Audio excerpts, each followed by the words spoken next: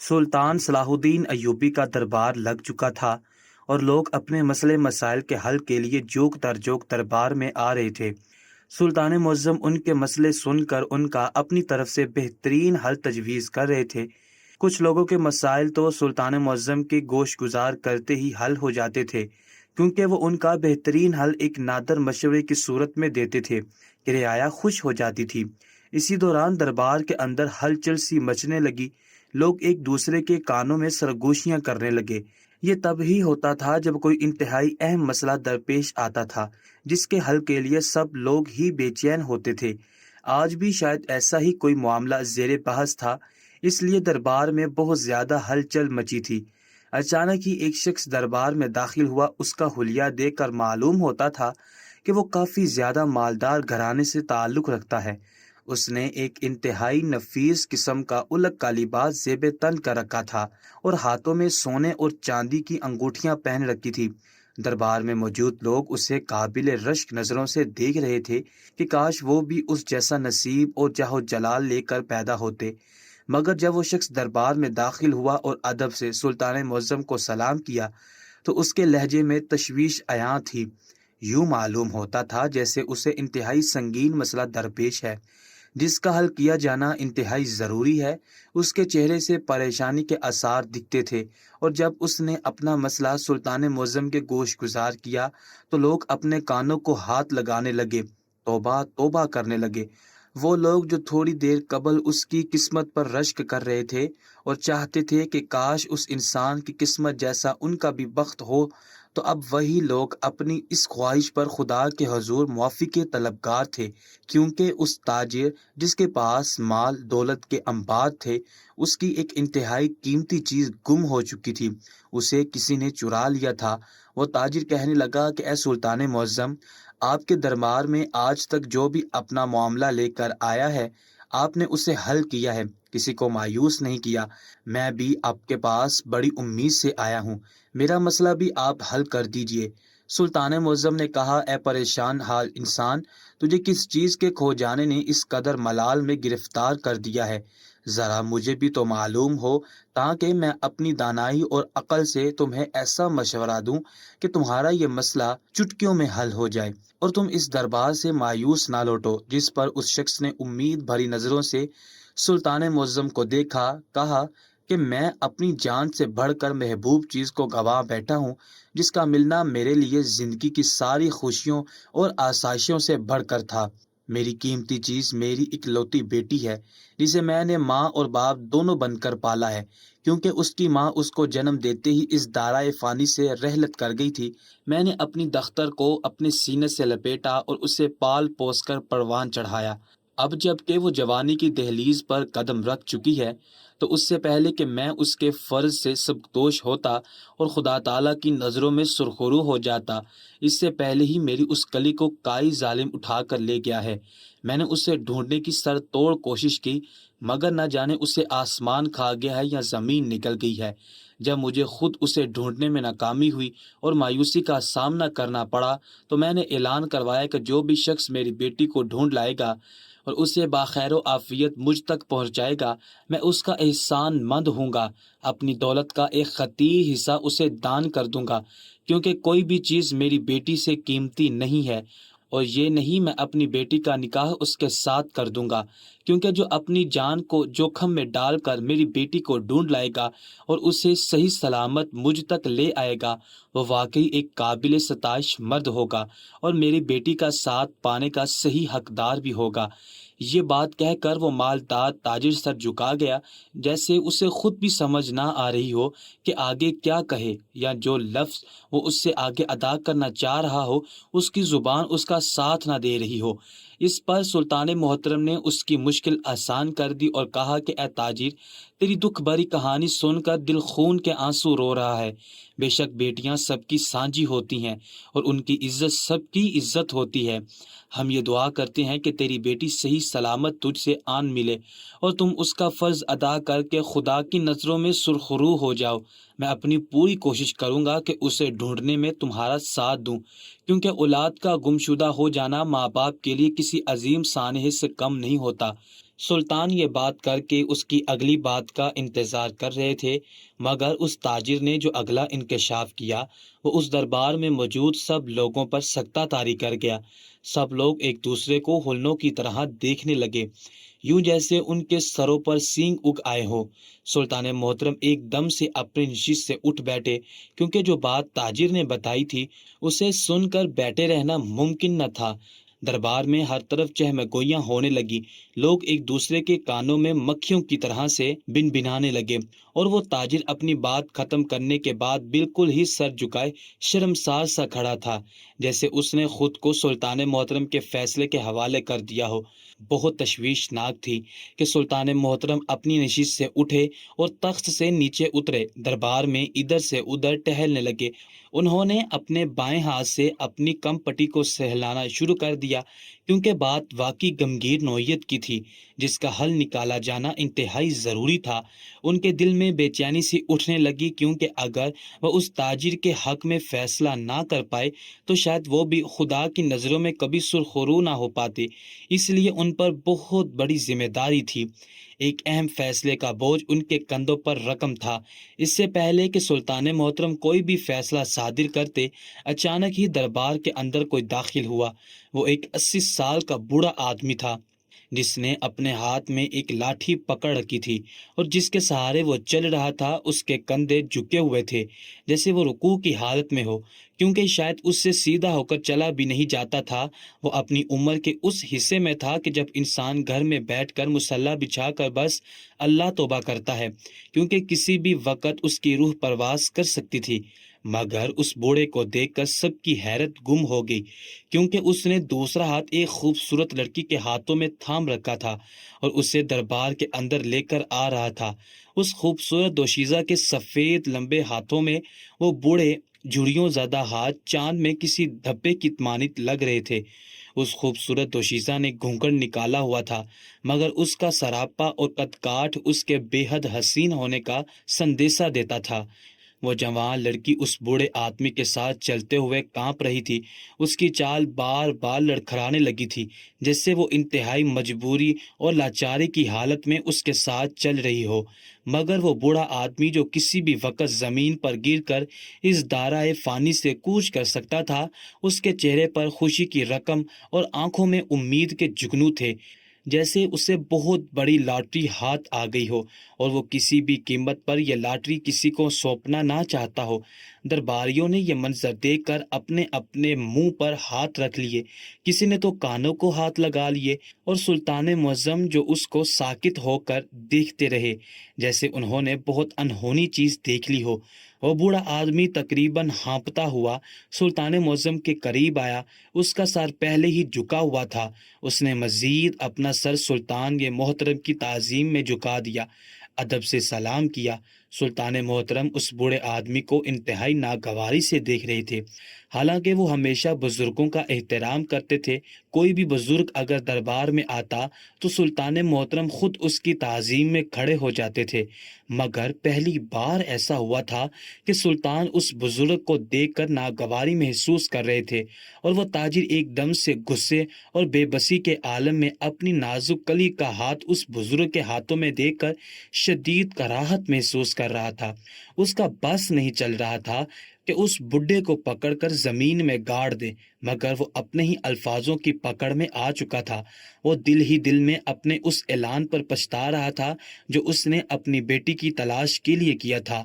وہ بزرگ اب سلطان محترم کے آگے جھکا ہوا کھڑا تھا، جیسے ان کے حکم کا انتظار کر رہا ہو۔ سلطان معظم خوشمگین نظروں سے اس بوڑھے کو دیکھنے لگے، کیونکہ اعلان کے مطابق اب تاجر کی بیٹی کی شادی اس کے ساتھ ہونا تھی جو اسے ڈھونڈ کر لائے گا، اور تاجر اور اس کی بیٹی کی بدقسمتی یہ تھی کہ اس لڑکی کو اس بوڑھے شخص نے ڈھونڈا تھا، اور وہ اس خوبصورت دوشیزہ کو دلہن کا لباس پہنا کر اس دربار میں حاضر ہوا تھا اور سلطان کی طرف امید بھری نظروں سے دیکھ رہا تھا کہ وہی اس فیصلے کو پایا تکمیل تک پہنچا سکتے ہیں، کیونکہ وہ تاجر بھی سلطان کے فیصلے کا محتاج تھا اور سلطان محترم بہت زیادہ مشکل میں پڑ چکے تھے۔ مگر وہ سلطان محترم تھے، ایک عظیم سلطنت کے بادشاہ जिन्होंने آج تک ہر مسئلہ چٹکیوں میں حل کیا تھا. اپنی دانائی اور فہم کی وجہ سے آج تک ان کے دم سے کوئی خالی ہاتھ نہیں لوٹا تھا. وہ روزانہ فجر کے وقت رب تعالیٰ سے دعا مانگتے تھے کہ وہ اس کرسی پر بیٹھنے کا صحیح حق ادا کر سکے اور کوئی بھی سوالی ان کے دربار سے خالی ہاتھ نہ جائے. اور آج وہ واقعی مشکل میں پھنس چکے تھے، کیونکہ ایک طرف وہ تاجر تھا جس کی جوان خوبصورت اکلوتی بیٹی تھی، جو اعلان تو کر چکا تھا مگر اب شاید دل میں اسے گہرا ملال تھا، کیونکہ اسلام نے اس کی بیٹی کی زندگی کو داؤ پر لگا دیا تھا. اس کی بیٹی بامشکل 17 یا 18 سال کی تھی اور وہ اس بوڑھے آدمی کے ساتھ کھڑی ہوئی تھر تھر کانپ رہی تھی، جیسے ابھی گر کر بے ہوش ہو جائے گی. وہ بھی شاید اپنے وقت کے سلطان کے اس مشکل فیصلے کی منتظر تھی. اس کا دل بھی اپنے سینے میں زور سے دھڑک رہا تھا، اور وہ بوڑھا شخص جس میں اتنی بھی سخت نہیں تھی کہ وہ اپنے دونوں قدموں پر اپنی پوری قوت کے ساتھ چل سکے، بلکہ اسے چلنے کے لیے بھی ایک لاٹھی کا سہارا لینا پڑتا تھا، مگر اس نے اس دوشیزہ کا بڑی مضبوطی سے ہاتھ تھام رکھا تھا. سچ کہتے ہیں کہ مرد کبھی بوڑھا نہیں ہوتا، وہ عمر کے کسی بھی حصے میں بدنیت ہو سکتا ہے. سلطان محترم کو اس بات کا اندازہ ہو چکا تھا. یوں تو وہ بزرگوں کا بے انتہا احترام کرتے تھے، مگر پہلی بار انہوں نے اس بوڑھے آدمی کو ناگواری نظروں سے دیکھا تھا، جو سلطان محترم کو امید بھری نظروں سے دیکھ رہا تھا. پورے دربار میں ہو کا عالم تھا. ہر کوئی سر جھکائے لائنوں میں کھڑا تھا، چاہے وہ کوئی سوالی ہو یا کوئی سپاہی ہو. ان سب کو ہی شاید اس فیصلے کی گھڑی کا شدت سے انتظار تھا کہ اس لڑکی کی زندگی کا آخر کیا فیصلہ ہوتا ہے. سلطان محترم قدم با قدم چلتے ہوئے اس بوڑھے آدمی کے پاس آئے. اس کے کندھوں پر ہاتھ رکھا تو وہ ایک دم ہانپنے لگا، جیسے سلطان محترم کے باری ہاتھ کا وزن بھی اٹھا نہ پا رہا ہو. سلطان محترم ایک دم مسکرائے اور اسے دیکھا اور کہا کہ اے ضعیف العمر انسان، بے شک اللہ تعالیٰ نے مرد کا خمیر ایسی مٹی سے بنایا ہے کہ وہ عمر کے کسی بھی حصے میں ایک عورت کے لیے بہک سکتا ہے، چاہے اس کا اگلا پل اس کی موت کا سندیسہ لانے والا ہو، مگر وہ پھر بھی ایک عورت کو دیکھ کر ہونٹوں پر زبان ضرور پھیرتا ہے. اس لیے تمہارا عمل میرے لیے کوئی اتنا زیادہ چونکا دینے والا نہیں ہے. سلطان محترم کی بات سن کر بوڑھا ایک دم مسکرایا. مسکراہٹ کی وجہ سے اس کی باچھیاں کھل گئیں، مگر اس کے منہ کے اندر دانت ندارت تھے، کیونکہ اس عمر میں پہنچے انسان کے بہت سارے اعضاء تک نکارا ہو جاتے ہیں. اس کا جھریاں زدہ چہرہ نئی خوشیوں کا سندیسہ لا رہا تھا. یہ اس کی زندگی میں شامل ہونے والی تھی اور بس سلطان کے ایک فیصلے اور حکم کی منتظر تھی. سلطان محترم کچھ دیر اس کا چہرہ غور سے تکتے رہے، پھر گویا ہوئے کہ اے بوڑھے شخص، پہلے تو ہم اس بات کی تصدیق کرنا چاہتے ہیں، آیا کہ اس لڑکی کو ڈھونڈنے والا کون تھا اور یہ کہاں تھی؟ اس کو اغوا کس نے کیا تھا؟ اگر میرے ان سوالوں کے جوابات میں تمہارا اس لڑکی کو ڈھونڈنے کا کردار ہوا تو میں تم سے وعدہ کرتا ہوں کہ اس لڑکی کو تمہاری دلہن بنا دوں گا. سلطان محترم کی یہ بات سن کر ایک دم سے دربار میں تشویش کی ایک لہر اٹھی تھی. ایک دوسرے کے کان میں چہمگوئیاں ہونے لگی. کوئی کانوں کو ہاتھ لگا رہا تھا تو کوئی ایک دوسرے کے کان میں نہ جانے کیا بول رہا تھا. اور اس تاجر کا چہرہ ایک دم سے سرخ پڑ چکا تھا، جو اتنے سفر کے بعد یہاں تک پہنچا تھا کہ اپنا مسئلہ سلطان کے گوش گزار کر سکے، کیونکہ اس کے نزدیک سلطان کا فیصلہ حق اور انصاف پر مبنی ہوتا ہے. مگر اسے شاید سلطان کی بات نے بہت مایوس کیا تھا. اس سے پہلے کہ وہ سلطان سے کوئی سوال کرتا یا ان سے ناراضگی کا اظہار کرتا، سلطان نے اپنی بات جاری رکھتے ہوئے اس ضعیف العمر شخص کو مخاطب کیا. کہا کہ اے بوڑھے انسان، جس لڑکی کو نوجوانوں کی ایک بڑی فوج نہیں ڈھونڈ سکی، تم نے اسے کہاں ڈھونڈا اور اسے تاجر کے گھر تک لائے اور اس تاجر کے اعلان کے بارے میں سوال کیا. میں یہ بات جاننا چاہتا ہوں کہ جس شخص کو آنکھوں سے نظر نہیں آتا اور وہ لاٹھی کے سہارے چلتا ہے، اس نے اس بے بس لڑکی کی کھوج کیسے نکالی؟ آخر سلطان کی بات سن کر بوڑھا آدمی سوچ میں پڑ گیا، جیسے اسے سمجھ نہیں آ رہی کہ وہ بتائے یا نہ بتائے. سلطان محترم نے جب اس کے چہرے پر سوچ کی گہری پرچھائی دیکھی تو ان کی تشویش میں اضافہ ہوا. یقیناً وہ ضعیف انسان کچھ نہ کچھ ایسا راز چھپائے ہوئے تھا جس کو جان لینے کے بعد شاید اپنا فیصلہ بدل سکتے تھے. مگر سلطان محترم کسی کے بھی چہرے کی پریشانی پر پڑنے والے بل تک گن لیا کرتے تھے اور یہ تک جان لیتے تھے کہ اس کی پریشانی کی یا پھر وجہ کیا ہے، تو پھر اس بوڑھے انسان کی پریشانی ان سے کیسے چھپی رہ سکتی تھی؟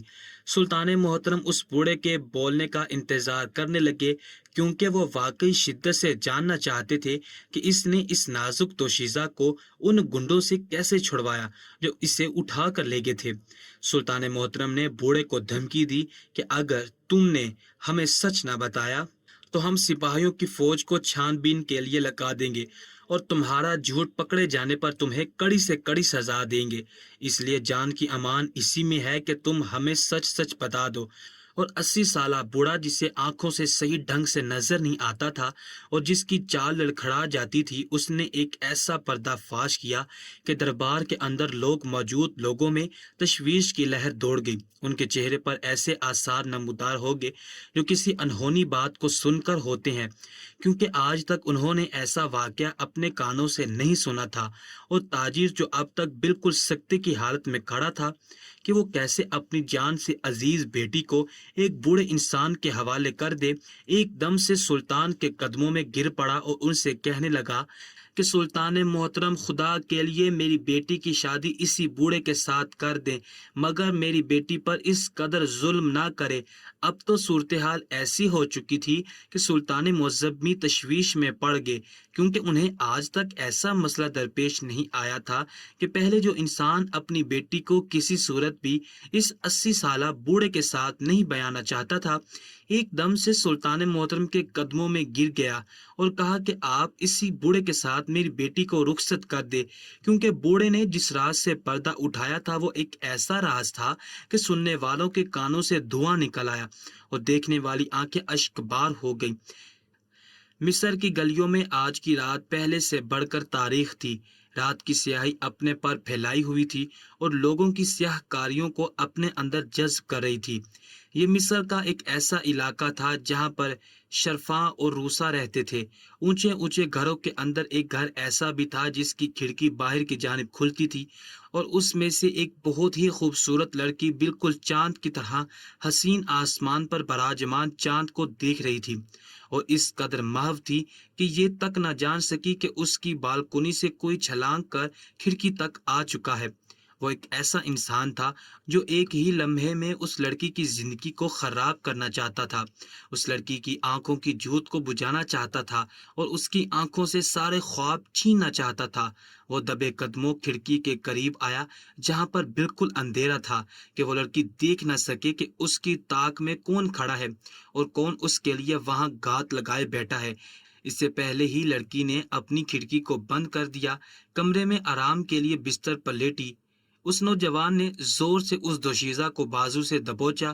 اس کی گرفت میں اتنی سختی تھی کہ اس نازک کلی کے ہاتھوں کی چوڑیاں ٹوٹ کر نیچے زمین پر بکھر گئیں اور اس کے لبوں سے ایک سسکاری سی نکلی، مگر آواز اتنی ہلکی تھی کہ اس محل میں موجود کوئی دوسرا ذی روح اس آواز کی کھوج میں یہاں نہیں آ سکتا تھا۔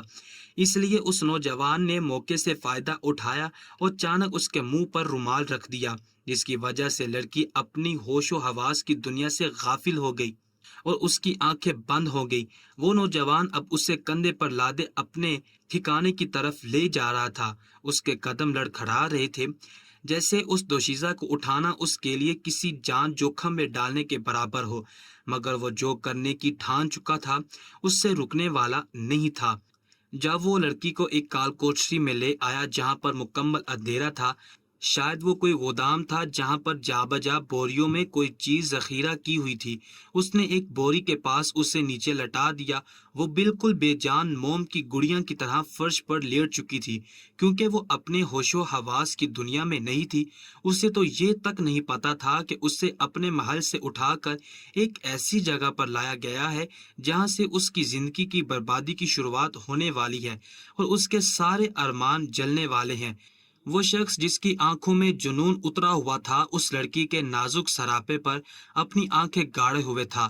اس کا بس نہ چلتا تھا کہ اس کے ساتھ کیا کر ڈالے، جسے پانے کے لیے اس نے ایسا ہتھ کنڈا اپنایا تھا جس میں اس کی خود کی جان جانے کا بھی خطرہ لاحق ہو سکتا تھا، کیونکہ وہ لڑکی ایک بہت بڑے رئیس اور تاجر کی بیٹی تھی جو اس کے اغواہ کاروں کو پاتال سے بھی ڈھونڈ کر نم نکالنے کی طاقت رکھتا تھا، مگر اس کی آنکھوں پر تو جنون کی پٹی بندھی دی تھی اور اس کے دماغ تک آتی ہوئی ہر سوچ بالکل ہی بند ہو چکی تھی۔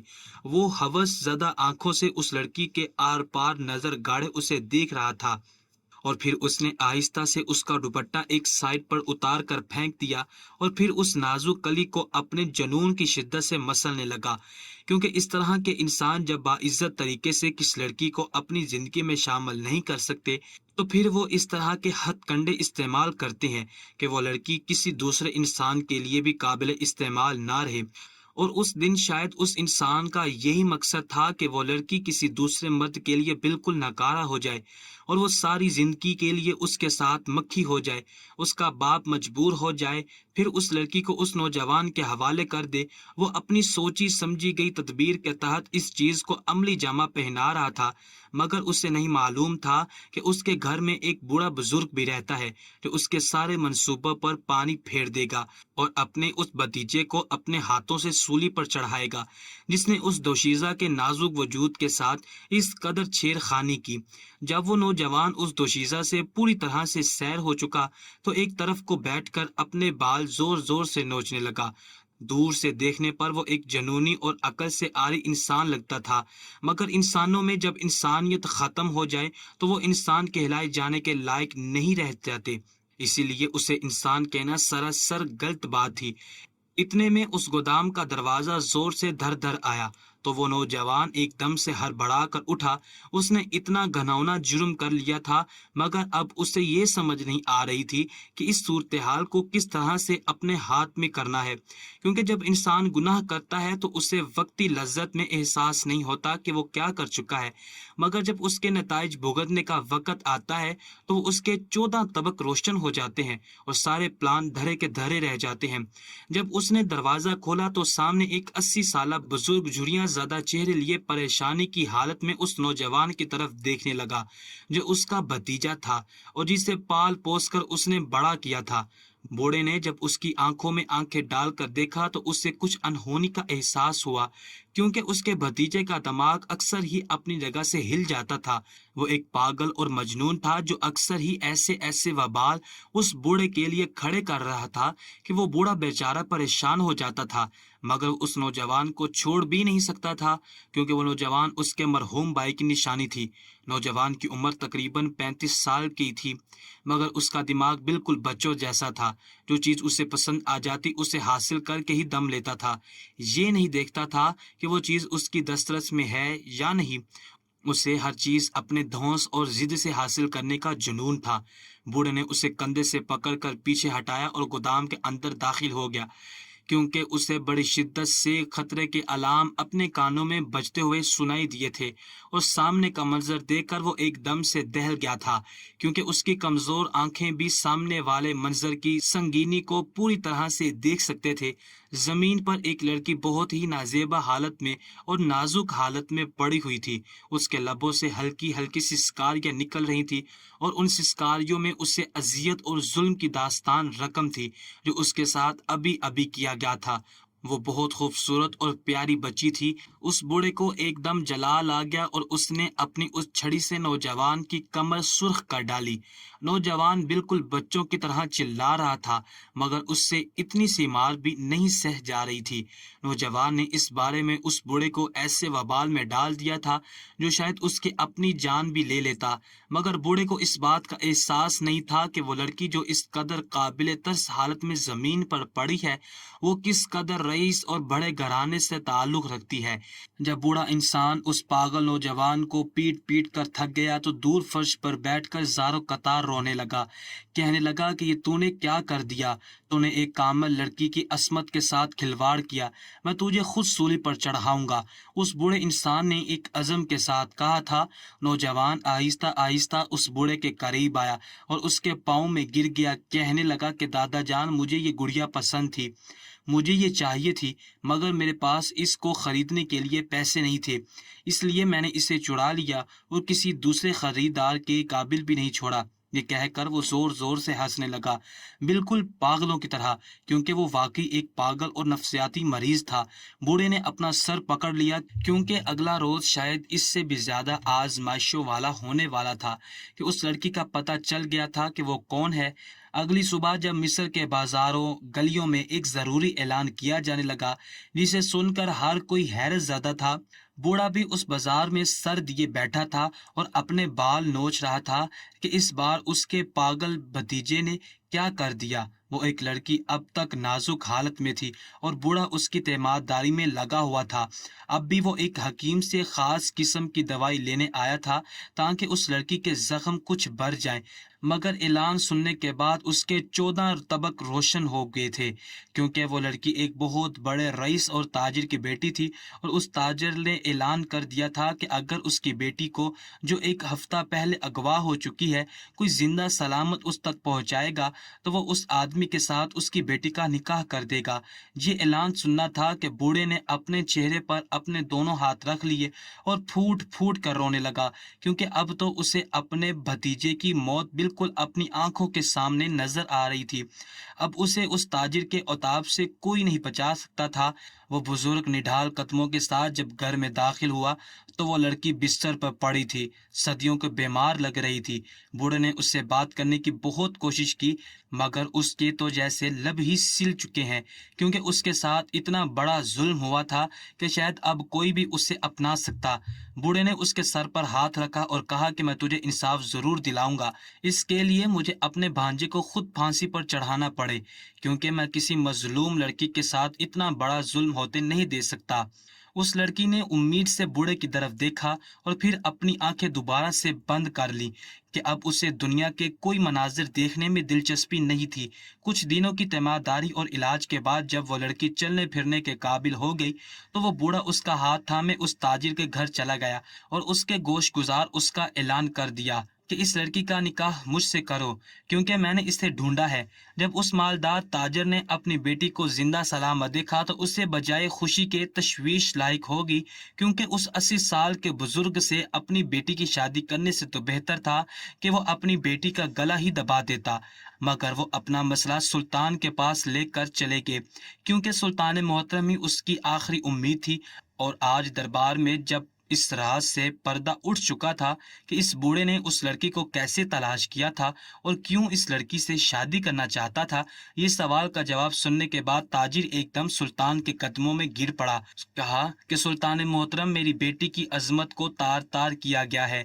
یہ میری وہ بیٹی ہے جو میری زندگی بھر کی محنتوں کا صلہ ہے، جس کے لیے میں نے آنکھوں میں نہ جانے کون کون سے خواب سجا رکھی ہیں، مگر اس درندے نوجوان نے ایک ہی پل میں میرے سارے خواب نوچ ڈالے، میری اس بچی کی زندگی برباد کر ڈالی کہ آج کوئی بھی نوجوان میری بیٹی کو اپنانے کے لیے تیار نہیں ہے، کیونکہ آنکھوں دیکھی مکھی کوئی بھی نہیں نکلتا۔ اس لیے آپ سے درخواست کرتا ہوں کہ میری بیٹی کا نکاح اس بوڑھے سے کر دیجیے، جس نے اپنے بھتیجے کی جان کی پرواہ کیے بغیر سچ کو سامنے لایا۔ اب وہ ادب سے سلطان محترم کے آگے سر جھکائے کھڑا تھا، کیونکہ اسے کوئی بھی سزا قبول تھی۔ بے شک اس کے بھتیجے نے انسانیت سے گرا ہوا کام کیا تھا۔ جب اس نے اپنے بھتیجے کو مار پیٹ کر سچ بلوایا تھا تو وہ سچ اتنا شرمناک تھا کہ کچھ دیر کے لیے تو بوڑھا بھی دنگ رہ گیا تھا، کیونکہ اس نوجوان کا کہنا تھا کہ وہ ہر روز چھپ چھپ کر اس لڑکی کو دیکھنے جاتا تھا۔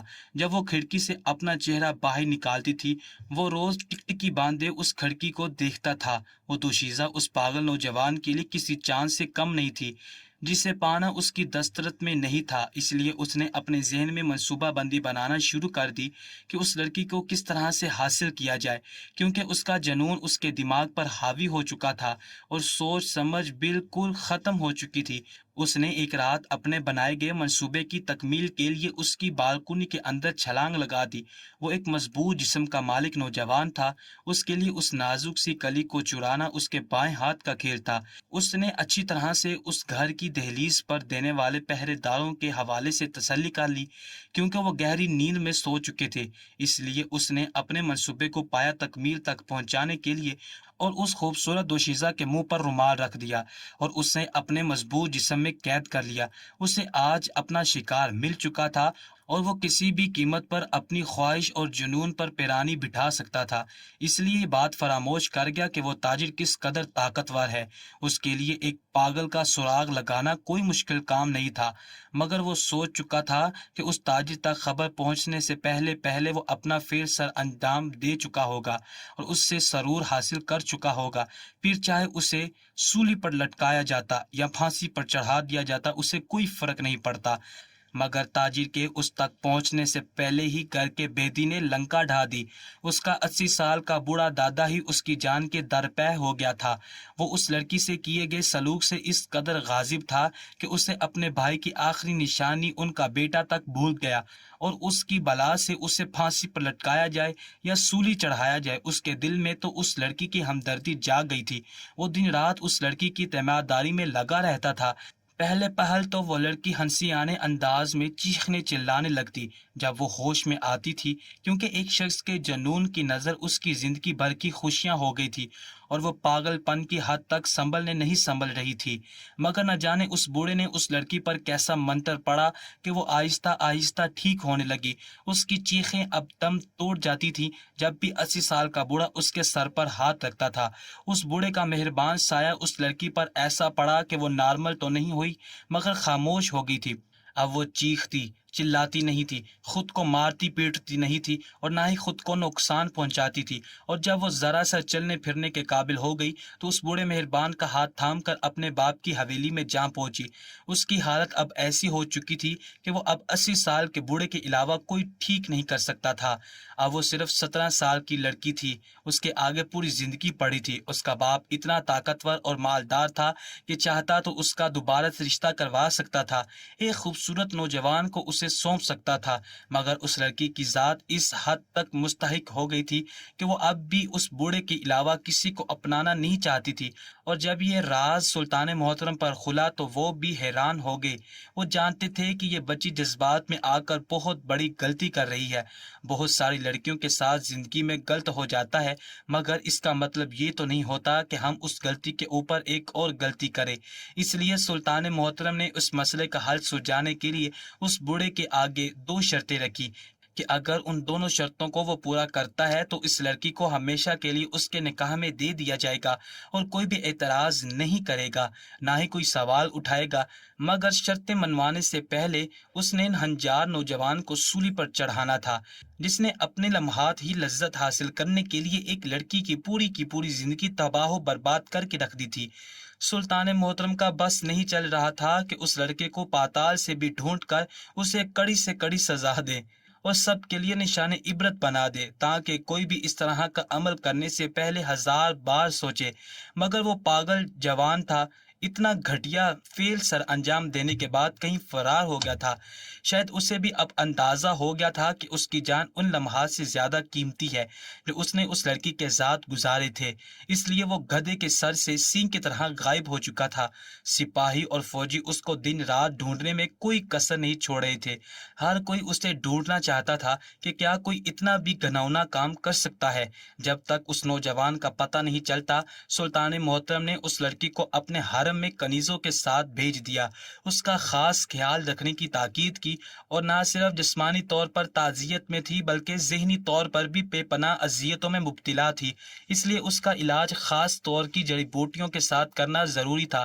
اس سلسلے میں سلطان محترم نے مصر کے نہایت ہی دانا حکیم اپنے محل میں بلائے اور ان کی رائے اس معاملے میں لی کہ یہ لڑکی اس بوڑھے آدمی کے ساتھ شادی کروانا چاہتی ہے۔ آخر وہ اس حد تک اپنی بات پر کیوں اڑی ہے؟ جس پر مختلف حکیموں نے مختلف آراء بھی انہوں نے کہا کہ شاید لڑکی اساس سے کمتری میں مبتلا ہو چکی ہے۔ ایسا لگتا ہے کہ کوئی خوبصورت جوان اسے اپنائے گا نہیں، اور اگر اس کے قریب آنے کی کوشش بھی کرے گا تو اس کے بعد پھر روپ اور دبدبے میں آ کر کرے گا اور اس سے سچی محبت نہیں کرے گا جس کو اس کے جسم اور روح کی طلب ہوگی۔ اس بوڑھے نے ان 3 کمزور لڑکیوں کا خیال رکھ کر اس پر یہ بات برابر کر دی ہے کہ چاہے وہ اپنی عمر کے آخری حصے میں ہی کیوں نہ ہو، میں اس کو اپناؤں گا۔ کچھ حکیموں کی یہ رائے تھی کہ لڑکی ابھی تک ذہنی اذیت سے گزر رہی ہے، اس کے اندر بدلے کی آگ جل رہی ہے، وہ خود کو اذیت دینا چاہتی ہے، اور اذیت دینے کا اس سے اچھا طریقہ اور کوئی نہیں ہے کہ وہ اس بوڑھے کے ساتھ شادی کر کے سلطان محترم مختلف حکیموں کی رائے سن کر مختلف قسم کے خیالات کا شکار تھے۔ انہیں واقعی کچھ سمجھ نہیں آ رہا تھا کہ اس لڑکی کو کیسے اس فیصلے سے ہٹایا جائے، کیونکہ بوڑھے کو تو ایک دھمکی ہی کافی تھی اور وہ یہاں سے ہمیشہ کے لیے بھاگ جاتا، یا اسے انعام و اکرام سے نواز دیا جاتا کہ تم نے ایک تاجر کی بیٹی کی اتنی خدمت کی ہے، تم صحیح انعام کے حقدار ہو۔ مگر یہاں تک بات پہنچتی نہیں تھی۔ تاجر کی بیٹی باضد تھی، اس لیے اس کا ذہنی اور جسمانی علاج کرنے کے لیے حکماء مختلف طریقہ علاج استعمال کرنے لگے تاکہ وہ لڑکی جلد زندگی کی طرف رجوع کرے، اور سلطان محترم خود اپنے ہاتھوں سے اس کا رشتہ کسی ایسے نوجوان کے ساتھ کریں جو اس کی دولت کا دیوانہ نہ ہو بلکہ اس لڑکی کی معصومیت پر مر مٹے۔ مگر ان کے علاج سے تو کوئی فرق ہی نہیں پڑ رہا تھا، کیونکہ جو انسان اپنے ذہن میں ایک بات بٹھا لے کہ اسے بس ایک ہی طریقے سے ٹھیک ہونا ہے تو دوسرا کئی انداز سے ٹھیک نہیں کر سکتا۔ بالآخر ایک دن پھر دربار میں ہلچل سی مچ گئی تھی، کیونکہ جسے دیکھنے اور جسے سزا دینے کا سب نے شدت سے انتظار کیا تھا وہ مل گیا تھا۔ سپاہیوں نے اسے ڈھونڈ لیا تھا۔ جب وہ سلطان کے دربار میں گھٹنوں کے بل پیش کیا گیا تھا تو اس کی آنکھوں میں بے پناہ خوف و ہراس تھا، اس کی شکل سے نحوست ٹپک رہی تھی، اس کے بال یوں بکھرے ہوئے تھے جیسے کئی مہینوں سے نہایا نہ ہو۔ دور ہی سے اسے دیکھ کر گھن محسوس ہو رہی تھی، اس کے گناہ کی بدبو دربار کی دیواروں سے ٹکرا رہی تھی، اور اس کی حالت جو کسی فقیر اور پاگل سے کم نہیں لگتی تھی، کیونکہ اس دوران اس نے ہر جگہ سر چھپانے کی کوشش کی تھی مگر اسے کہیں پناہ نہیں ملی تھی۔ سچ کہتے ہیں کہ جو انسان اپنی سرکشی میں حد سے زیادہ گزر جائے تو اللہ تعالیٰ دنیا میں ہی اس کی پکڑ ضرور کرتا ہے، اور آج اس نوجوان کا آخری دن تھا، کیونکہ سلطان دیکھ چکے تھے کہ اب وہ لڑکی کافی حد تک بہتر ہو رہی ہے، اس کی طبیعت پہلے سے زیادہ سنبھلنے لگی ہے۔ سلطان محترم چاہتے تو یہی تھے کہ اس لڑکی کے سامنے اس مکروہ شکل انسان کو سزا دی جائے اور اس لڑکی کے کلیجے میں کچھ ٹھنڈ پڑے، مگر وہ کوئی رسک نہیں لینا چاہتے تھے، کیونکہ پہلے ہی وہ بڑی مشکل سے اس ڈرامہ سے نکل رہی تھی۔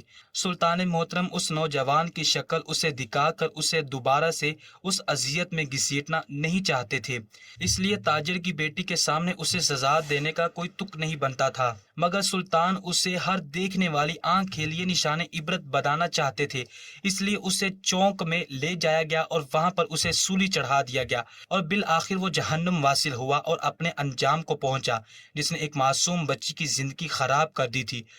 اسی روز دربار میں وہ 80 سال کا بوڑھا بھی آ گیا۔ اس کی آنکھوں میں بے پناہ اذیت تھی، کیونکہ اسے اپنے بھتیجے کی موت کا بے پناہ صدمہ تھا۔ چاہے وہ جیسا بھی تھا، اس کا اپنا خون تھا، اس کے بھائی کی آخری نشانی تھی۔ ایسی ناجار اولاد کو ماں باپ پھر بھی چھوڑ نہیں سکتے اور نہ ہی انہیں در بدر کر سکتے ہیں، مگر سلطان کے فیصلے کے آگے کسی کی نہ چلتی تھی، اور انہوں نے بالکل انصاف پر مبنی فیصلہ کیا تھا۔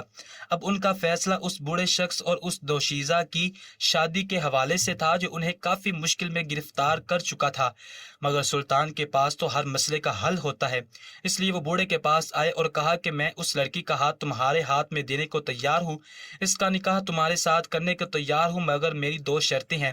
اگر تم ان کو مان لو گے تو میں تو کیا کسی کی بھی ہمت نہیں ہوگی کہ وہ اعتراض کر سکے۔ ساتھ کھڑا لڑکی کا باپ ایک دم سے نظریں جھکا گیا، کیونکہ وہ اس بات میں بے اختیار تھا۔ اب فیصلہ صرف اور صرف سلطان نہیں کرنا تھا، اور سلطان نے اس کے سامنے 2 ایسی شرطیں رکھی کہ وہ بوڑھا ایک دم سلطان کی شکل دیکھنے لگا جیسے ان کے سر پر سینگ آگے ہوں۔ سلطان محترم نے کہا کہ میری پہلی شرط یہ ہے کہ تم اپنے گھر سے اس لڑکی کے گھر تک کا فاصلہ بغیر کسی سہارے کے پیدل چل کر طے کرو گے اور اسے اپناؤ گے، تاکہ مجھے علم ہو سکے کہ تم کس حد تک آگے جا کر اس کا ساتھ نبھانے کی طاقت رکھتے ہو، اس کے سامنے ڈھال بن کر زمانے کی نرمی سختی سے بچاتے ہو۔ اور بوڑھا ایک دم سے سلطان کی بات سن کر ہانپنے لگا، جیسے اسے یہ سوچ کر بھی سانس چڑھ گیا ہو۔ سلطان محترم کی دوسری شرط پہلی شرط سے بھی زیادہ کڑی تھی۔